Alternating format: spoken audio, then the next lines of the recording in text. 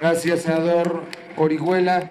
Escucharemos la respuesta que dará el doctor Luis Videgaray Caso, hasta por 4 minutos por su planteamiento. Con su permiso, senador presidente. Senador Orihuela, gracias por su pregunta. Me da mucho gusto saludarlo de nuevo. Quiero apelar a su comprensión, senador Orihuela, y subsanar una omisión que tuve en una pregunta anterior del senador Gerardo Sánchez, que omití la respuesta por una falta de memoria. El senador Sánchez me preguntó mi opinión sobre la construcción del nuevo aeropuerto, específicamente sobre el mecanismo financiero. Sé que estará con ustedes aquí en el Pleno del Senado en los próximos días el titular de la Secretaría de Comunicaciones y Transportes, el licenciado Gerardo Ruiz Esparza, y estoy seguro que hará una exposición amplia y detallada sobre este proyecto. Pero quiero decir que, en primer lugar, la realización del aeropuerto de la Ciudad de México ya no podía postergarse. Es una decisión, en primer lugar, de responsabilidad del gobierno del presidente Enrique Peña Nieto, del propio presidente, emprender este proyecto a sabiendas de que lo más probable es que no culmine, no se inaugure dentro de su administración. Desde el punto de vista financiero, y sería mi segundo comentario, los ingresos que generará a lo largo del tiempo el aeropuerto, más los ingresos excedentes que genera el aeropuerto actual, permiten generar un esquema de financiamiento para la nueva obra, mitigando a lo largo del tiempo el impacto sobre los recursos del presupuesto de egresos de la Federación. Para el año próximo, en el proyecto de presupuesto de egresos de la Federación, el Ejecutivo propuso a la Cámara de Diputados una asignación de 16,000 millones de pesos, ligeramente más, para obras tanto en el ramo de comunicaciones y transportes como en el ramo hidráulico, obras en materia de agua. Pero son apenas el primer paso. Lo importante es que el Gobierno de la República, la Secretaría de Comunicaciones y Transportes, en colaboración, por supuesto, con otras áreas, incluyendo la Secretaría de Hacienda, tienen un plan preciso, con un cronograma, incluyendo un esquema de financiamiento que permitirá llevar a cabo esta extraordinaria obra, extraordinariamente importante para mantener el buen funcionamiento de las comunicaciones y la competitividad en el país. Gracias, senador Orihuela, por su paciencia. Con respecto a las medidas en materia de transparencia y eficiencia del gasto público, quiero comentarle que creo que el paso más importante lo dio el Congreso de la Unión en la reforma constitucional que ocurrió en materia de transparencia y que estoy seguro en breve tendrá la legislación secundaria correspondiente. Al dotar de autonomía al Instituto Federal de Acceso a la Información y Protección de Datos Personales, el IFAI, y al ampliar su rango de acción, incluyendo a los gobiernos estatales y municipales, sin lugar a dudas se ha dado un paso cualitativo para tener un derecho ciudadano pleno de acceso a la información pública. Sin embargo, el Gobierno de la República tiene una obligación permanente y es la instrucción del presidente de la República ir más allá de lo que estrictamente obliga la ley. Por lo tanto, en el proyecto de egresos, el proyecto de presupuesto de egresos de la Federación para el año que entra, se han considerado medidas innovadoras para acercar la información del presupuesto a la ciudadanía, para hacerla más accesible, para hacerla más entendible. Un instrumento fundamental es el nuevo portal de transparencia presupuestaria, transparenciapresupuestaria.gov.mx, donde se encuentra por primera vez la información del proyecto de presupuesto en un formato de datos abiertos. Es decir, ya no simplemente se trata de entregar a la Cámara de Diputados la impresión con todos los anexos del presupuesto, sino que cualquier ciudadano y, por supuesto, cualquier legislador puede entrar a esta página de Internet y encontrar en un formato de hoja electrónica, encontrar los datos y hacer los análisis que se requieran para un mejor entendimiento del proyecto de presupuesto. Destaca también la nueva plataforma abierta de obra pública. ¿De qué se trata? Por primera vez, los ciudadanos van a poder conocer de manera georreferenciada, es decir, en un mapa, todas y cada una de las obras que realiza el gobierno federal en los distintos ramos de la administración pública. ¿Dónde están esas obras? Y ya en el ejercicio presupuestal, ¿Cómo van? ¿Cuál es el avance físico y, por supuesto, el avance financiero? ¿De qué se trata? Que demos un paso no solamente en el control legislativo que hace la Cámara de Diputados conforme al ejercicio del presupuesto, sino que tengamos instrumentos de control ciudadano sobre la calidad del gasto público. Y un primer paso para lograr esto es que los ciudadanos tengan la información. Otro elemento es el presupuesto ciudadano. ¿Qué quiere decir un presupuesto ciudadano? Es un documento que hemos entregado a la Cámara de Diputados y puesto a disposición de la opinión pública junto con la entrega del presupuesto, que permite un acceso sencillo, fácil de entender, de en qué se propone invertir los recursos de la gente. Es un hecho que el presupuesto de egresos de la Federación es un documento por naturaleza complejo. Es un documento largo, con muchos anexos, con muchas tablas. Sin embargo, el presupuesto ciudadano permite a cualquier estudiante, a cualquier profesionista, a cualquier analista, por supuesto, conocer de una manera sencilla, gráfica, hacia dónde está yendo el presupuesto público. De lo que se trata, insisto, es generar instrumentos de información, no solamente disponible, sino accesible, que le permita a la ciudadanía cuestionar, analizar cómo se ejerce el presupuesto público. Y será a través del control ciudadano, del ejercicio de los recursos que tendremos, no solamente el año que entra, sino en los años por venir, una mejor calidad del gasto público. Muchas gracias, señor senador. Gracias, secretario. Senador Orihuela, si considera usted oportuno, haga un comentario sobre lo vertido por el secretario de Hacienda y Crédito Público. Gracias, señor presidente. Señor secretario, he escuchado con interés las acciones que ha descrito. Encuentro en ellas un elemento común que es sin duda una buena noticia en materia del Sistema Nacional de Planeación Democrática de nuestro gran país. Existe plena congruencia entre lo planeado en el Plan Nacional de Desarrollo y las acciones plasmadas en los programas presupuestarios de esta administración. Observamos cómo la evaluación y la mejora continua de los programas a cargo del Gobierno federal se constituyen como una herramienta fundamental para incrementar el impacto de las políticas públicas que se implementaron. Vemos con agrado que se han incluido indicadores de desempeño para los programas presupuestarios y en particular el cumplimiento de sus metas. Sin duda, las herramientas de planeación, información, desempeño y transparencia que nos anuncia, señor secretario, serán de gran utilidad y con ellas habremos de contribuir a verificar que se está cumpliendo con lo mandatado por nuestra Carta Magna, de preservar la transparencia y garantizar el uso eficiente y eficaz de los recursos públicos para que se apliquen en las áreas a las que fueron destinadas y que por ende maximicen los beneficios para los mexicanos. Sin duda, señor secretario, esta es una acción que el pueblo de México reclama y que el pueblo de México estará siguiendo con puntualidad.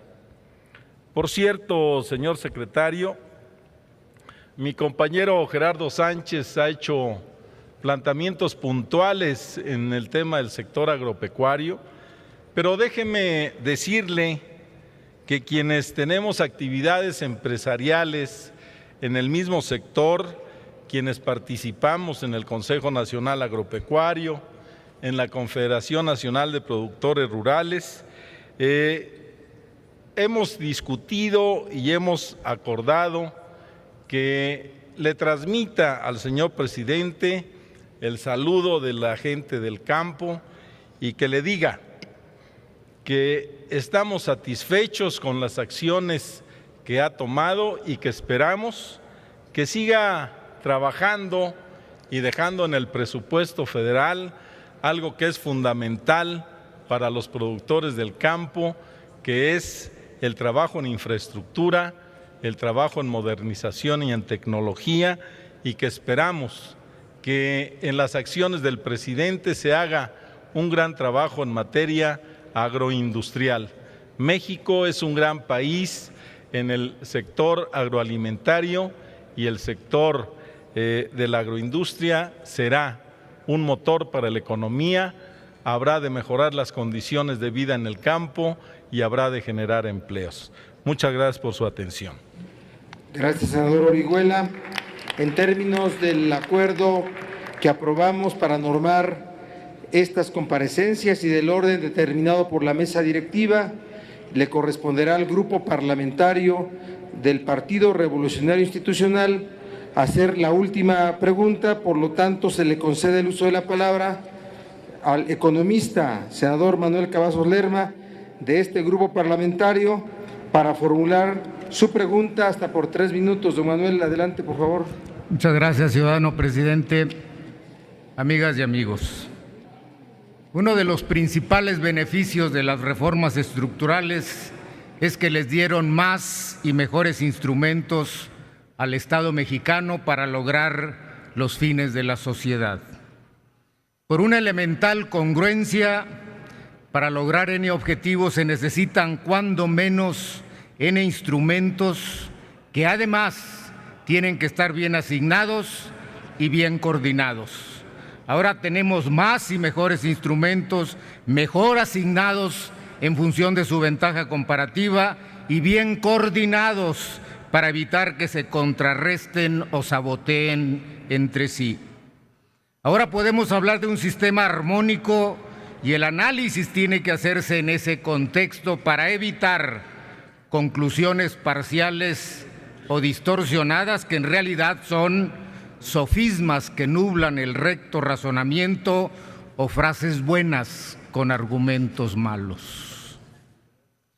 El análisis sistemático y armónico nos obliga a distinguir entre corto, mediano y largo plazo para no adolecer de miopía y confundir una burbuja con una tendencia, para no confundir un aumento de precios con inflación, confusión que conduce al sofisma post hoc ergo propter hoc.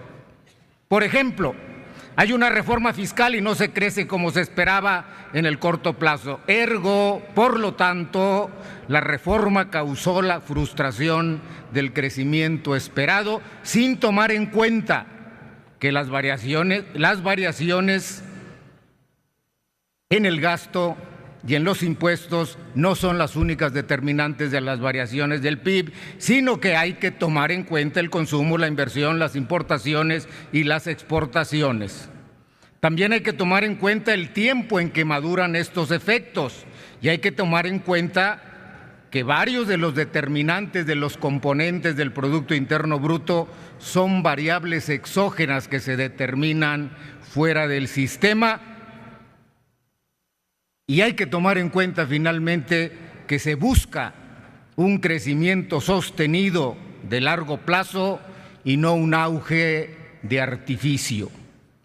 La falta de análisis integral, sistemático y armónico produce también sofismas de petición de principio que ponen como premisa lo que se desea como conclusión, o sofismas de composición que confunden el todo con la parte. Por ejemplo, se confunden los impuestos con la política económica y a esta con la política de Estado. Así nos dicen que el aumento de impuestos causa recesión y desempleo, olvidando que los impuestos son para financiar el gasto público y que aumenta el crecimiento y el empleo y el efecto neto es siempre positivo, como lo demuestra el llamado multiplicador del presupuesto balanceado. Este análisis sistemático y armónico nos obliga a ver los instrumentos que están detrás de los instrumentos. Por ejemplo, el tiempo en que se demoran las devoluciones del IVA causa efectos que pueden contrarrestar los beneficios de la política impositiva en general. En este sentido, hemos observado que se han registrado retrasos en las devoluciones del IVA que afectan la inversión de las empresas y esto puede contrarrestar el efecto benéfico de la política impositiva y del gasto público. Un analista proclive a la precipitación diría que esta política hacendaria es depresiva, pero el análisis sistemático y mesurado aconseja preguntar, y le pregunto, señor secretario, ¿qué hay detrás de estas demoras en las devoluciones del IVA? ¿Acaso detectaron sobrefacturación, facturas apócrifas y otros artilugios para evadir y eludir impuestos? Y si es así, y han tenido que recurrir a revisiones exhaustivas que causan demoras en las devoluciones del IVA, ¿qué resultados han obtenido para reducir la evasión y la ilusión fiscales? Y a la luz de esta experiencia, ¿se ha considerado una nueva política de devoluciones del IVA para hacerlas más expeditas y, por lo tanto, estimular la inversión empresarial y la reactivación económica? Por su respuesta, muchas gracias, señor secretario. Gracias, don Manuel Cavazos. Vamos a escuchar al secretario de Hacienda y Crédito Público para dar respuesta al planteamiento.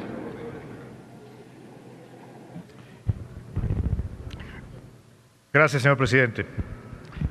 Señor Cavazos, me da mucho gusto saludarle nuevamente. Gracias por su pregunta. Toca usted un tema importante y sensible para millones de contribuyentes, particularmente para empresas medianas, para empresas grandes, que es la dinámica de la devolución de impuestos, específicamente la devolución del impuesto al valor agregado. Durante el periodo de transición,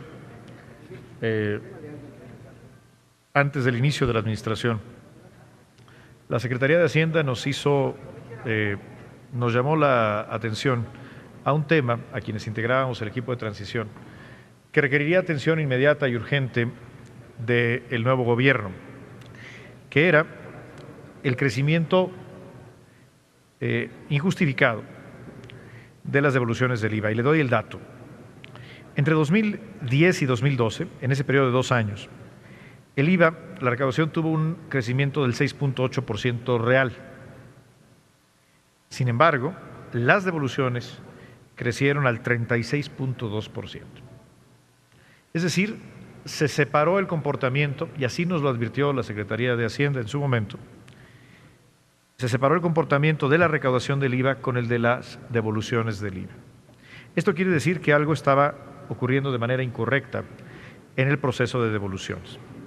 Por lo tanto, al inicio de 2013, iniciamos con un programa emergente de una revisión más exhaustiva de las solicitudes de devolución. En específico, todas aquellas devoluciones de más de $1 millón se sometieron a un proceso de control doble. Es decir, no solamente serían ya revisadas por las administraciones locales de recaudación, sino que serían revisadas también por la Administración Central.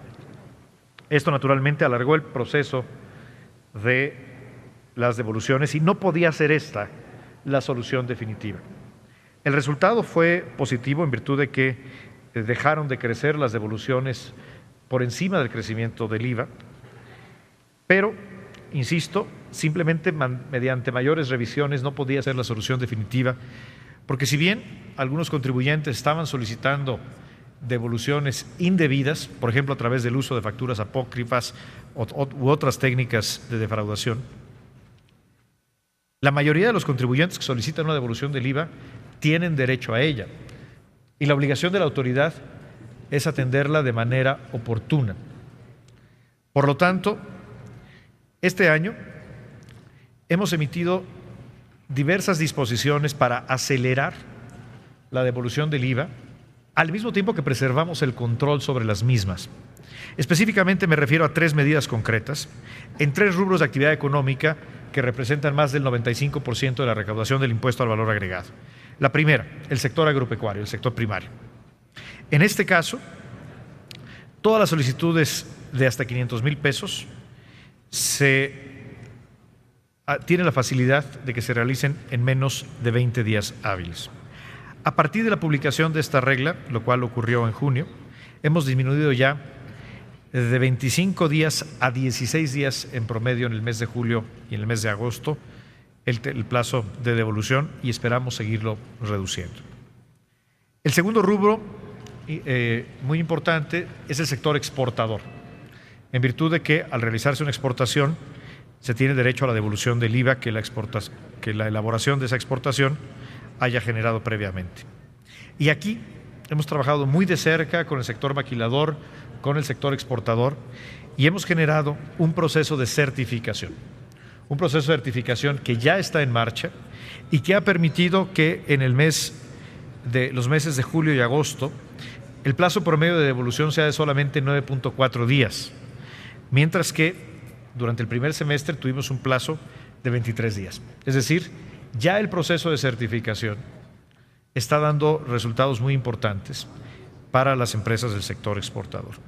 Hay un tercer rubro en el cual estaremos, antes de que termine el mes de septiembre, emitiendo una regla, que es para las adquisiciones de bienes nuevos de activo, es decir, las inversiones en activo fijo.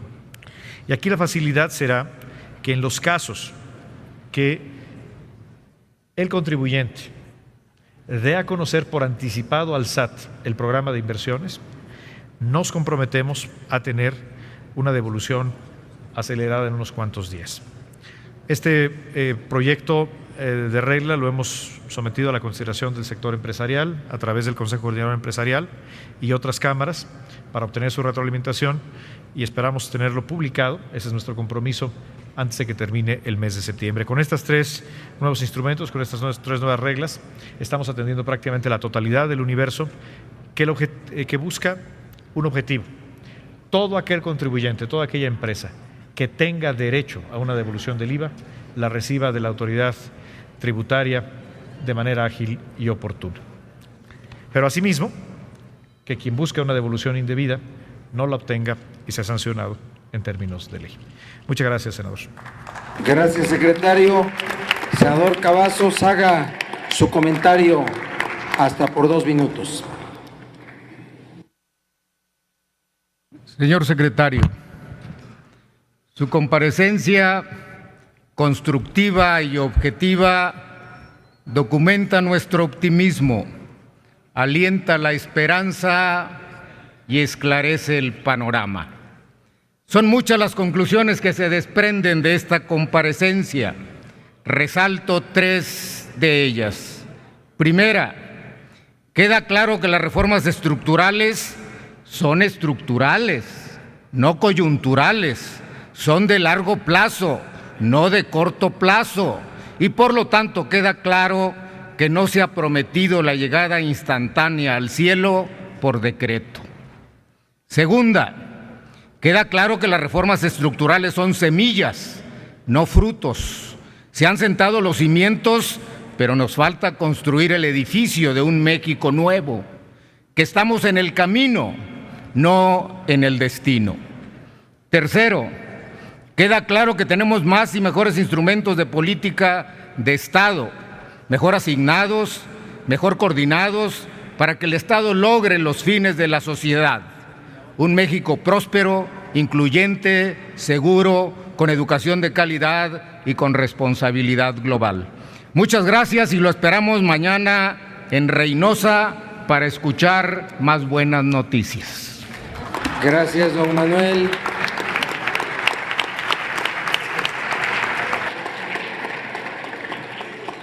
Hay una última intervención del doctor Luis Videgaray Caso, secretario de Hacienda y Crédito Público. Esto en términos de lo dispuesto por el resolutivo tercero, apartado 5 del acuerdo que norma estas comparecencias. Por tanto, se le concede el uso de la palabra y puede hacer uso de cualquiera de las 3 tribunas.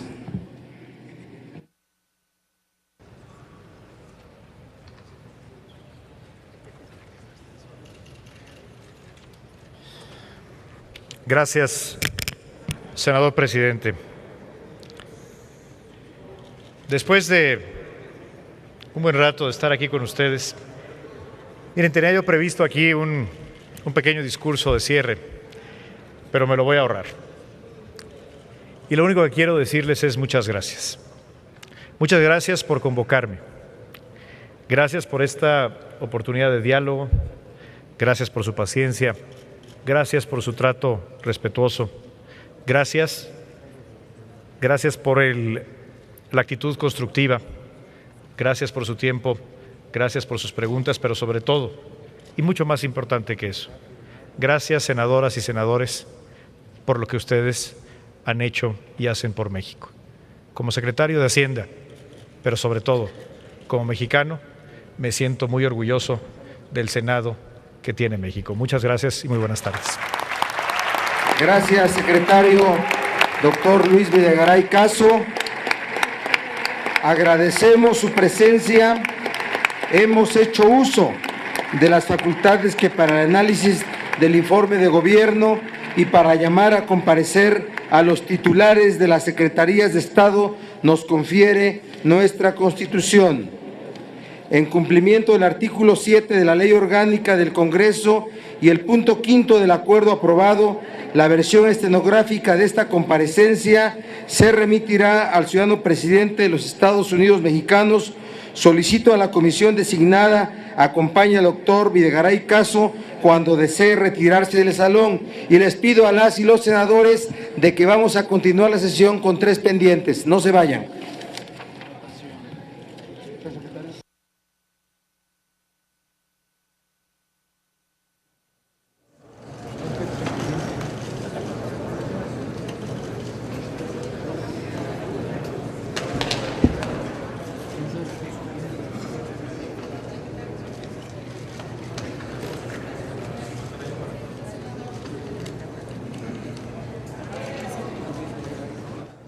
Bueno, y de esta manera estamos llegando al final de esta comparecencia, donde hemos tenido oportunidad de escuchar a lo largo de estas prácticamente 4 horas y media toda la situación sobre la política económica que guarda nuestra nación. Veíamos en este momento al doctor Luis Videgaray tomarse la foto con integrantes de la mesa directiva, por supuesto el presidente, vicepresidente, secretarios de la mesa directiva, para, bueno, pues salir de este salón de sesiones cuando así lo desee, acompañado, custodiado precisamente por esta comisión protocolar, esta comisión de cortesía, que fue la que le dio la bienvenida y que en este momento pues lo estará acompañando a salir del salón. En este momento se retoma la sesión. Hay algunos asuntos pendientes en la agenda legislativa. El senador Barbosa ha pedido que permanezcan dentro de ese salón para poder desahogar estos 3 temas, mencionaba él, que todavía están pendientes de poderse desahogar en esta misma sesión de 11 de septiembre. Y bueno, por supuesto ya estaremos escuchando para cuándo es la próxima cita, recordando que la semana que entra hay comparecencia hasta el día jueves, es decir, el martes no hay agendada comparecencia, sino hasta el jueves 18 de septiembre. Y bueno, hasta después, hasta la otra semana, están agendadas 2 comparecencias para el 23 y para el 25 de septiembre. Un acuerdo suscrito por los integrantes de la Junta de Coordinación Política que propone modificación en comisiones. Solicito a la Secretaría de lectura al acuerdo. Doy lectura a los resolutivos del acuerdo. Primero, los senadores Dolores Padierna Luna, del Grupo Parlamentario del Partido de la Revolución Democrática, deja de ser integrante de la Comisión de Puntos Constitucionales. Segundo, el senador Adán Augusto López Hernández, del Grupo Parlamentario del Partido de la Revolución Democrática, se integra a la Comisión de Puntos Constitucionales. Tercero, el senador Augusto López Hernández, del Grupo Parlamentario del Partido de Revolución Democrática, deja de ser integrante de la Comisión de Energía. Cuarto, la senadora Dolores Padierna Luna, del Grupo Parlamentario del Partido de la Revolución Democrática, se integra a la Comisión de Energía. Quinto, la senadora Dolores Padierna Luna, del Grupo Parlamentario del Partido de la Revolución Democrática, deja de pertenecer a la Comisión de Relaciones Exteriores. Sexto, el senador Ernesto Cordero Arroyo, del Grupo Parlamentario del Partido Acción Nacional, se da de alta como secretario de la Comisión de Relaciones Exteriores África y se integra a la Comisión de Relaciones América Latina y el Caribe. Séptimo, la senadora María Elena Barrera Tapia, del Grupo Parlamentario del Partido Verde Ecologista, se integra a la Comisión de Atención a Grupos Vulnerables y se da de baja a la Comisión de Relaciones Exteriores, Organismos No Gubernamentales. Es cuanto, señor presidente. Está a discusión el acuerdo. No habiendo orador u oradora interesados, consulte la Secretaría a la Asamblea en votación económica si es de aprobarse el acuerdo presentado. Consulto a la Asamblea en votación económica si es de aprobarse el acuerdo presentado. Quienes estén por la afirmativa, a favor de levantar la mano. Quienes estén por la negativa, a favor de levantar la mano. Sí es aprobado, señor presidente. Aprobado el acuerdo por el que se modifica la integración de comisiones. Comuníquese. Compañeros senadores, compañeras senadoras, informo a ustedes que recibimos en la mesa directiva un dictamen de la Comisión de Justicia en relación con la elección de magistrados de la Sala Regional Especializada del Tribunal Federal Electoral. Consulte la Secretaría de la Asamblea en votación económica si se autoriza que el asunto se incorpore a la agenda de este día para su trámite.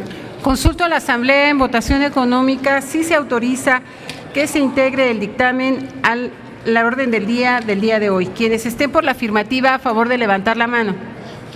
Quienes estén por la negativa, a favor de levantar la mano. Sí es aprobado, señor presidente, su incorporación. El dictamen está disponible en sus escaños y así se hace de su conocimiento. En el documento se reconoce que los aspirantes de las 3 ternas propuestas por la Suprema Corte de Justicia reúnen los requisitos constitucionales y legales que se requieren para el cargo de magistrado de la Sala Regional Especializada del Tribunal Electoral. En consecuencia, está a discusión.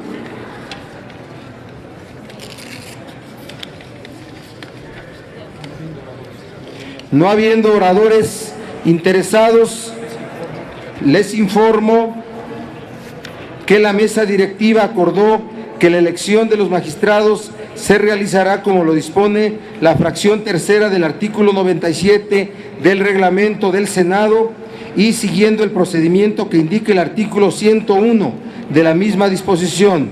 En consecuencia, procedemos a la elección por cédula de los magistrados de la Sala Regional Especializada del Tribunal Electoral.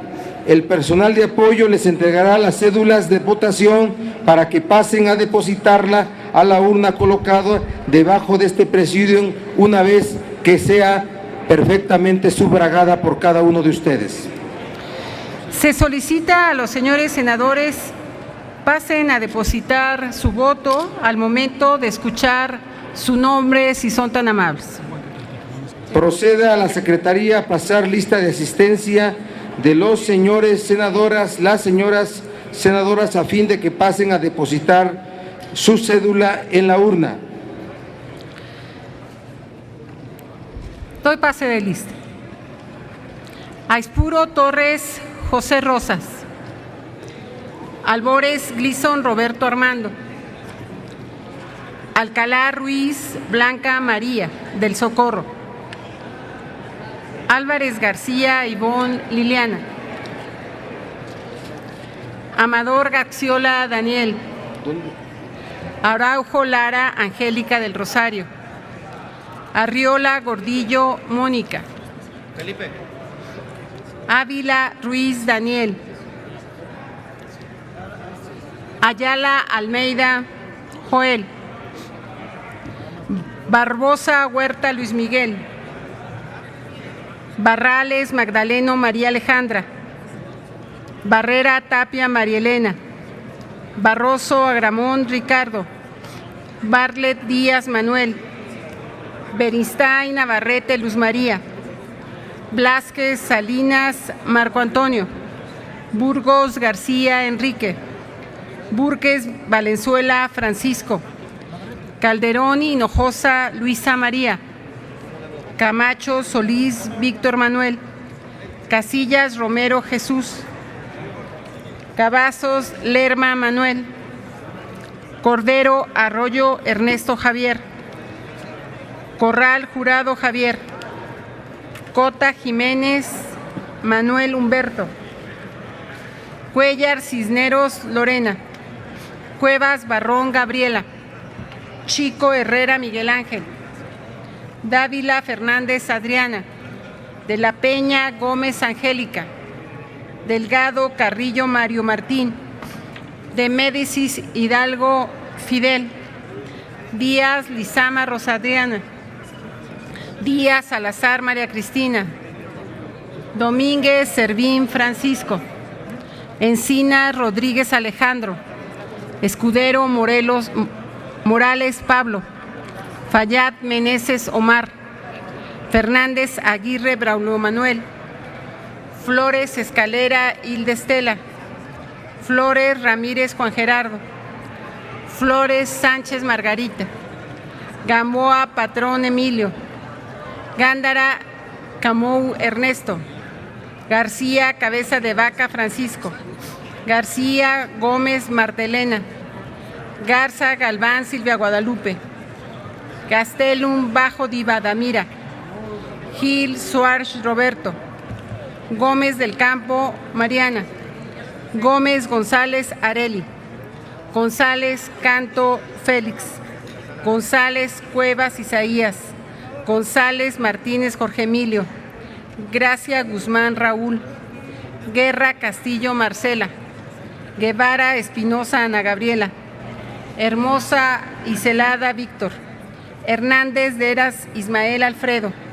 Hernández Lecona Lisbeth, Herrera Ale Juana Leticia, Herrera Ansando Ana Lilia, Herrera Ávila Fernando, Irizar López Aarón. Amiga. ¿Te falta el otro?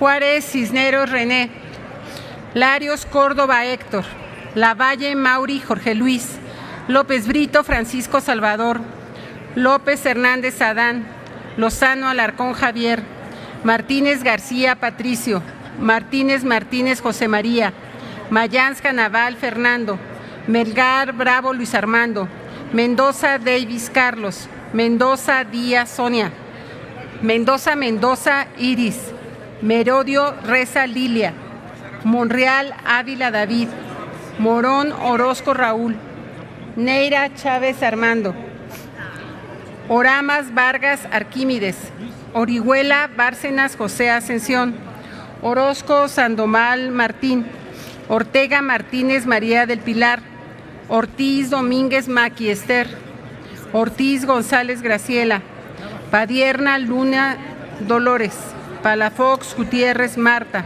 Pavlovich Arellano Claudia, Pedrosa Chávez Isidro, Pedrosa Gaitán César Octavio, Penchina Group David, Pérez Magaña Eviel, Pineda Cochi María del Rocío, Pozos Lanz Raúl, Preciado Rodríguez Jorge Luis, Puente Salas Carlos Alberto, Ramírez Hernández Sofío, Ríos de la Mora Itzel, Ríos Peter Armando, Robledo Aburto Zoe, Robles Montoya Ángel Benjamín, Rojas Hernández Laura, Romero Celis Meli, Romero de Shams Carlos Antonio, Romero Hicks Juan Carlos, Romero Lainas Adolfo, Romero Medina Miguel, Rosas González Óscar, Rufo Apel Ernesto,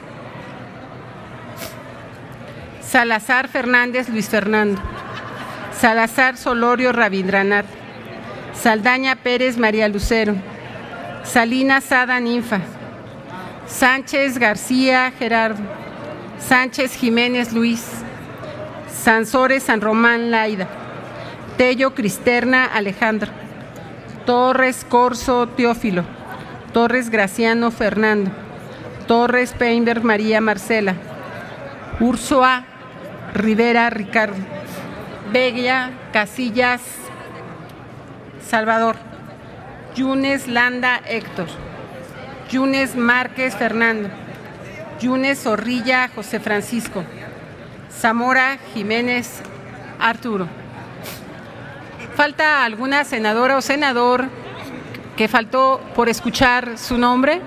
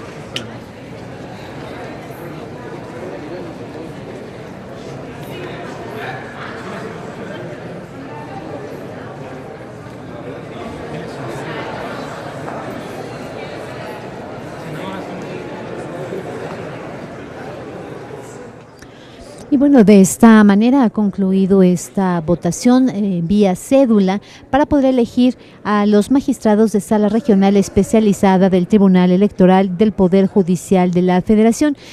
Lo que a continuación ocurrirá es que esta urna donde se encuentran las boletas que cada uno de los senadoras fue depositando a través del pase de asistencia, bueno, pues tienen que tener el escrutinio necesario para poder saber cuál ha sido la terna que será o que se ha sido ya aprobada para ser seleccionada para que sean electos los magistrados de Sala Regional Especializada del Tribunal Electoral del Poder Judicial de la Federación. Le recuerdo, este procedimiento de la votación por cédula es un procedimiento obligatorio según el reglamento del Senado de la República, del Congreso de la Unión, para poder elegir personas. Esto siempre que se hacen nombramientos y que se tiene que llevar a cabo una elección para algún cargo de elección de esta naturaleza, bueno, pues las votaciones tienen que ser así a través de esta urna transparente y tiene que ser así en un pase de asistencia para que con toda la transparencia se pueda legitimar el resultado de la votación. Las boletas con las ternas propuestas, con los candidatos que fueron presentados por el Ejecutivo Federal, evidentemente se distribuyen a través de la Secretaría Técnica de Servicios Parlamentarios a los escaños de cada senador para que de esta manera ellos puedan hacer la elección, y así a través de la Secretaría se hace un pase de asistencia de viva voz para que cada legislador al momento de escuchar su nombre pueda asistir al centro de este salón de plenos y hacer uso de su derecho y poder emitir su voto depositándolo en esta urna transparente. Al final, como es lo que está ocurriendo en estos momentos, bueno, entre servicios parlamentarios y entre las secretarías hacen el escrutinio de los votos, cuentan cada uno de los votos para saber exactamente cuál ha sido el resultado de la votación y finalmente lo dan a conocer de manera pública para que entonces ya entren en funciones. Pero el procedimiento en este caso de estos magistrados, pero de muchos otros cargos que están estipulados también en el reglamento y que corresponden al Senado, es facultad del Senado de la República el hacer la ratificación, son nombramientos que manda el Ejecutivo Federal, bueno, pues evidentemente tienen que llegar estas ternas por parte del Ejecutivo Federal con las propuestas de cuáles para el Ejecutivo Federal son los candidatos más viables, y entonces es al Senado de la República quien le toca hacer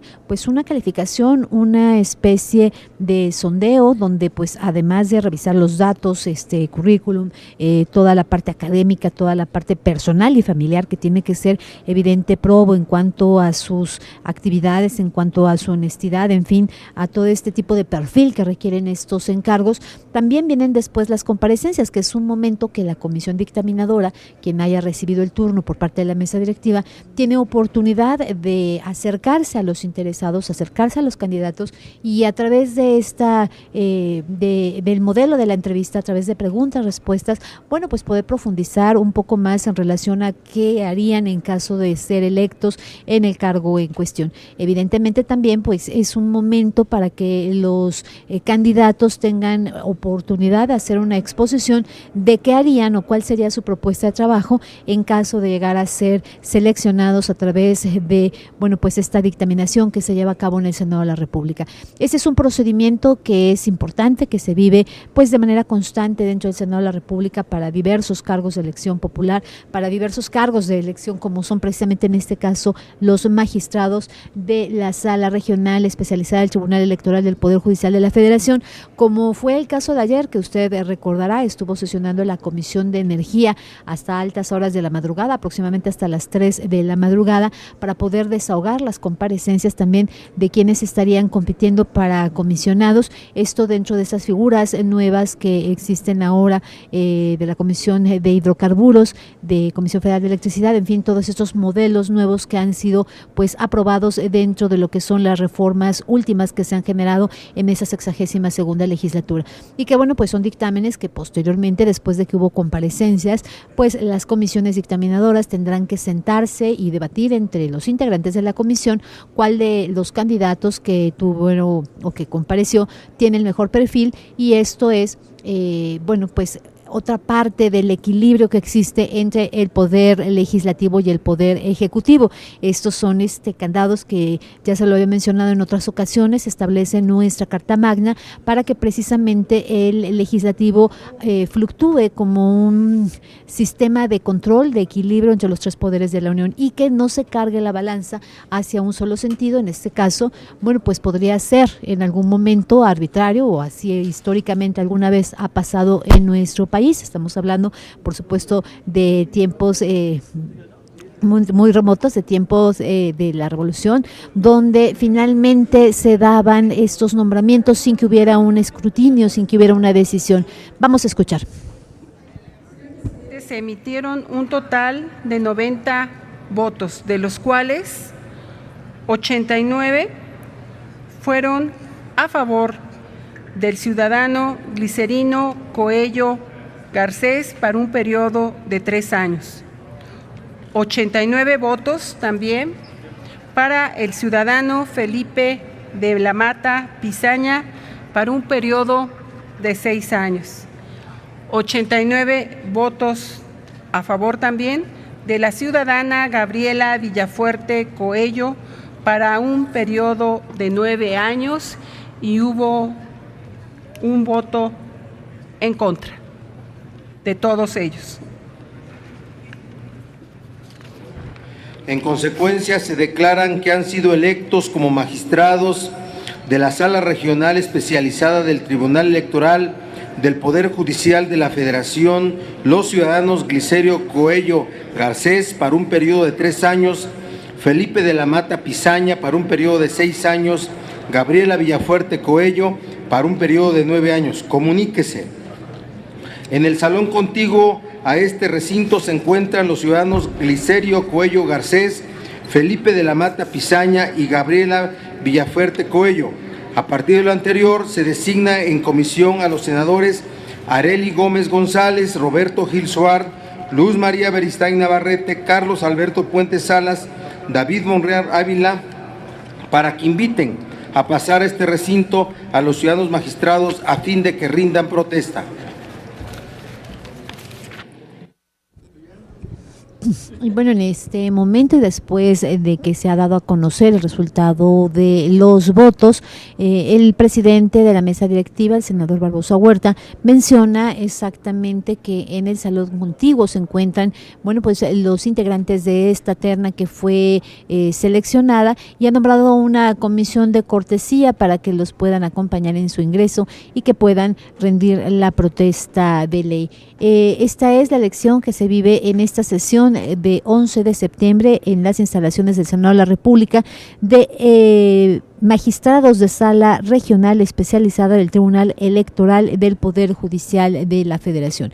En unos momentos más estarán al interior de este recinto, de este salón, donde, bueno, pues estarán comprometiendo ante toda la sociedad mexicana de cumplir y hacer cumplir la Constitución y las leyes que de ella emanen, esto en beneficio de su labor, por supuesto en pro de la actividad que se les está confiriendo y en beneficio de todos los mexicanos. Se encuentran ya en este recinto, van en este momento entrando, usted los puede ver a través de la señal, a través de las cámaras del canal del Congreso, el canal de la Unión, están, bueno, pues ya ingresando a este recinto y en unos momentos más tendremos oportunidad de ver cómo precisamente juran compromiso, juran lealtad, juran honestidad en esta encomienda que pues ha sido una propuesta del Ejecutivo Federal, pero que ha tenido esta ratificación que ha sido aprobada precisamente por el Senado de la República. Ya se están acomodando para que en este momento solemne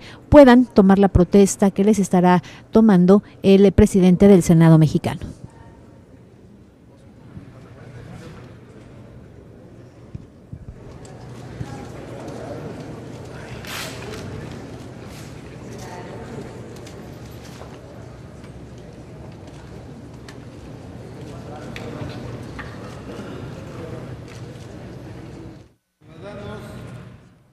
Ciudadanos Glicerio Coello Garcés, Felipe de la Mata Pizaña y Gabriela Villafuerte Coello protestan guardar y hacer guardar la Constitución Política de los Estados Unidos Mexicanos, las leyes que de ella emanen y desempeñar leal y patrióticamente el cargo que se les ha conferido de magistrados de la Sala Regional Especializada del Tribunal Electoral del Poder Judicial de la Federación por periodos de 3, de 6 y de 9 años respectivamente, mirando en todo por el bien y la prosperidad de la Unión.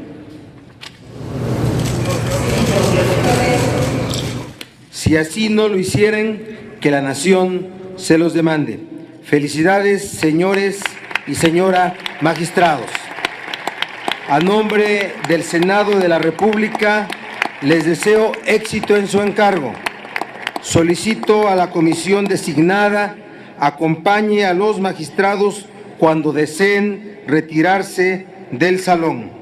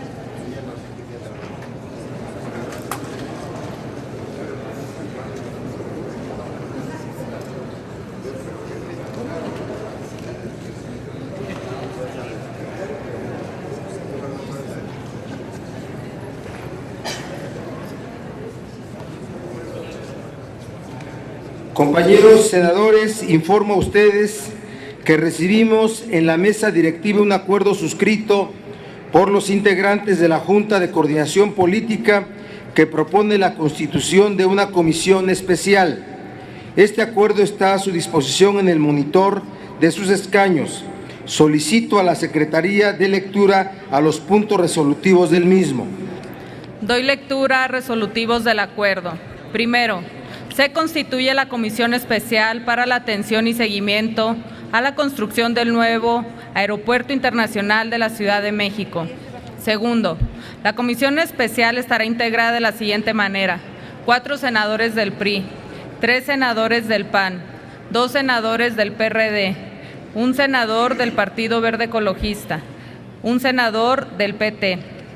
Tercero, la Comisión Especial realizará sus trabajos bajo una presidencia que será rotatoria entre sus integrantes por periodos de 6 meses, en orden decreciente, conforme a la representación de los grupos parlamentarios, y adoptará sus acuerdos y resoluciones por consenso. Cuarto, la Comisión Especial podrá, para el cumplimiento de sus funciones, solicitar información a las dependencias y entidades de la Administración Pública Federal y llevar a cabo reuniones de trabajo con los servidores públicos que acuerde convocar. Quinto, la Comisión Especial presentará los informes de actividades que corresponda ante la Mesa Directiva y la Junta de Coordinación Política. Sexto, la Comisión Especial para la Atención y Seguimiento a la construcción del nuevo Aeropuerto Internacional de la Ciudad de México se extinguirá cuando el Pleno lo determine. Séptimo, para la organización y ejercicio de sus funciones, la Comisión Especial que se constituye en el presente acuerdo se regirá en lo conducente por lo dispuesto en la Ley Orgánica del Congreso General, en el Reglamento del Senado de la República y por los acuerdos que adopte en forma colegiada. Es cuanto, señor presidente. Está a discusión el acuerdo. No habiendo orador u oradora interesados en hacer uso de la tribuna, consulte la Secretaría a la Asamblea en votación económica si es de aprobarse el acuerdo presentado. Consulto a la Asamblea en votación económica si es de aprobarse el acuerdo. Quienes estén por la afirmativa, a favor de levantar la mano. Quienes estén por la negativa, a favor de levantar la mano. Aprobado el acuerdo, señor presidente. Aprobado el acuerdo por el que se constituye la Comisión Especial para la Atención y Seguimiento a la Construcción del nuevo Aeropuerto Internacional de la Ciudad de México. Informo a la Asamblea que recibimos 2 iniciativas relativas a la integración del Consejo de la Judicatura Federal que vienen suscritas por el senador Emilio Gamboa Patrón, por el senador Jorge Luis Preciado Rodríguez, por el suscrito senador Miguel Barbosa Huerta, por la senadora Arely Gómez González y por el senador Roberto Gil Suart, una reforma al artículo 100 constitucional y la otra reforma a la Ley Orgánica del Poder Judicial de la Federación. Se reciben y se turnan la primera de ellas a las Comisiones Unidas de Puntos Constitucionales y de Estudios Legislativos, segunda. La segunda iniciativa a las Comisiones Unidas de Justicia y de Estudios Legislativos, segunda.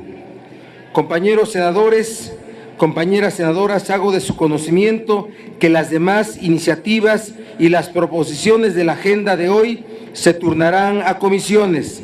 Las intervenciones sobre las efemérides suscritas en nuestra agenda del día se integrarán al diario de los debates. Se levanta la sesión y se cita a la siguiente el próximo miércoles 17 de septiembre a las 11 horas. Y bueno, de esta manera estamos llegando al final de la sesión que fue precisamente el día de hoy desahogada, donde tuvimos oportunidad de conocer al respecto de la comparecencia en materia económica, en política económica, por parte del secretario de Hacienda y Crédito Público, el doctor Luis Videgaray Caso, esta intervención que hubo por parte de él para poder exponer la situación que guarda su rubro y que ha sido, bueno, pues la actividad de este año de ejercicio.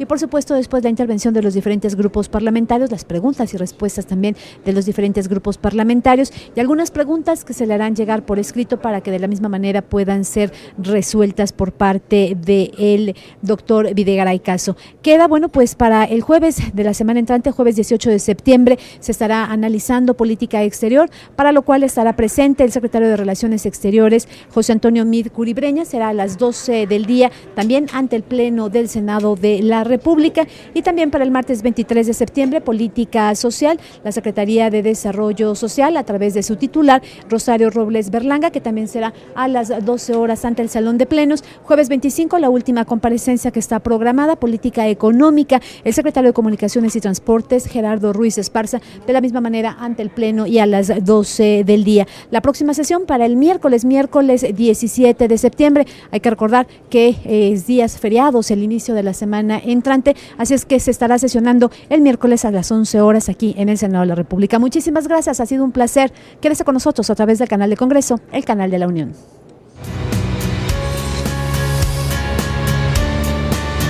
Canal del Congreso, el canal de la Unión, presentó.